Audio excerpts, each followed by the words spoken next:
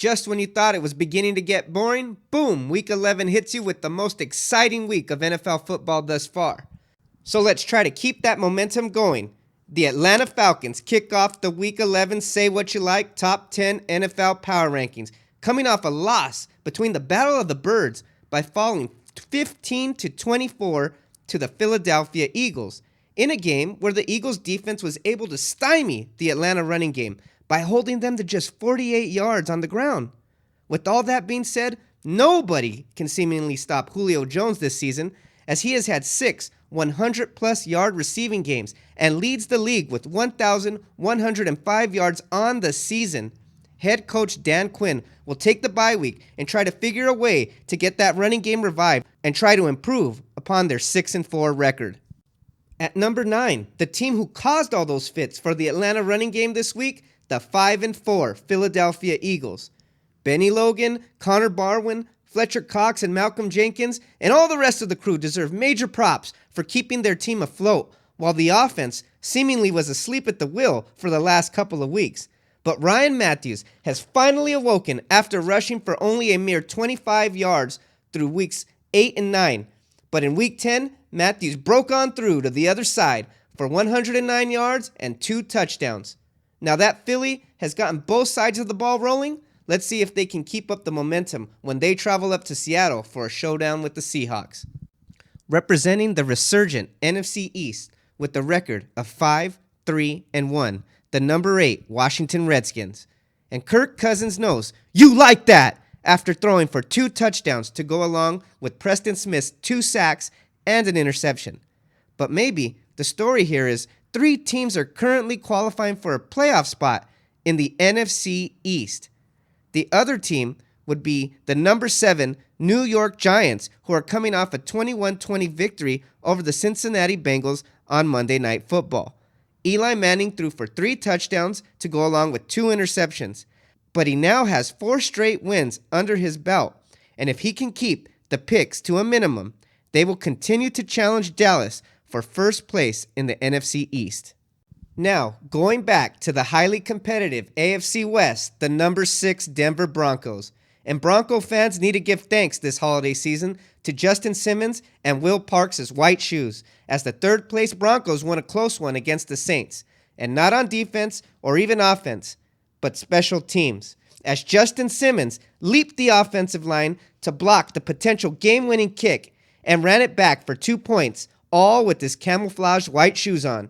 Now the focus shifts to getting Aqib Talib and the rest of that defense healthy during the bye to get ready for a showdown with the Kansas City Chiefs. Traveling back to the NFC, the Seattle Seahawks hold on to the number 5 spot in this week's power rankings. Now I'm sure to hear from a lot of ESPN fanboys who like to critique the rankings that are going to ask, how come the Seahawks didn't move up after such a big win over the Patriots? Well, I got news for you. This isn't ESPN. And we don't overrank teams like the Green Bay Packers or the Pittsburgh Steelers. And the same goes for the Hawks here. And the facts are the facts. The Seahawks are still a game or 2 shy in the win column against the 4 teams that are ranked ahead of them. But don't label me a hater just yet. I really like what the Seahawks are starting to look like heading into the home stretch. I mean, what's not to like? Russell Wilson just outplayed Tom Brady, and Cam Chancellor put the hurt on Rob Gronkowski, which led to their 31-24 victory over those same Patriots. But up next is a very tough Philly defense. Now, shifting the focus back into the AFC West. Okay, I hate to do this, and by this I mean drop a team down a rank during their bye week. But at number 4, the Oakland Raiders. Let the debate start now, Raider Nation. I'm sure you're sitting back in your silver and black face paint screaming, what the hell? Derek Carr is one of the best young quarterbacks in the league. And you yourself admitted Coach Del Rio is up for Coach of the Year. We got a 1-2 receiving duel that can rival anyone in football. We just defeated the Super Bowl champs a little over a week ago. How can this be? And the answer is, you're right. You're absolutely right. On all counts. And that's why you're number 4, above the Broncos and the Seahawks. Problem is, I've been splitting hairs for weeks between the number 3 Kansas City Chiefs and the Oakland Raiders. Now, after weeks of debating between these two teams, I had to give the nod to Kansas City. These Chiefs are flying under the radar this season, and they deserve their props. And dating back to last season, the Chiefs are 18-3 in their last 21 games.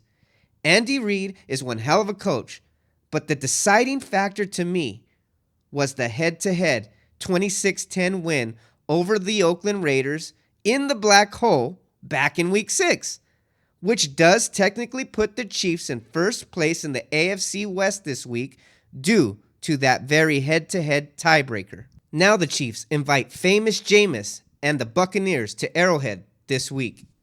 In a rematch of the Super Bowl 2 years back, the number 2 New England Patriots lose 24-31 to the Seattle Seahawks. But this time, it was the Patriots who lost the game because of the inability to convert on the goal line. And although Tom Brady threw his first interception and didn't even throw for a touchdown this week, I still see no reason to panic, as they're still the number 1 seed in the AFC and still the overwhelming favorite to represent their conference in the Super Bowl. As we all know, it's been a rough week for America, but never fret.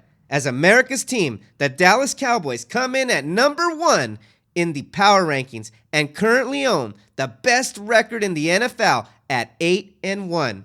And after 7 lead changes, the Dallas Cowboys pulled out the 35-30 victory over the Pittsburgh Steelers. But special thoughts and prayers go out to Dez Bryant as he caught 6 passes for a season-high 116 yards, which included a 50-yard touchdown. But he did so all with a heavy heart as he was grieving the loss of his father, MacArthur Hatton.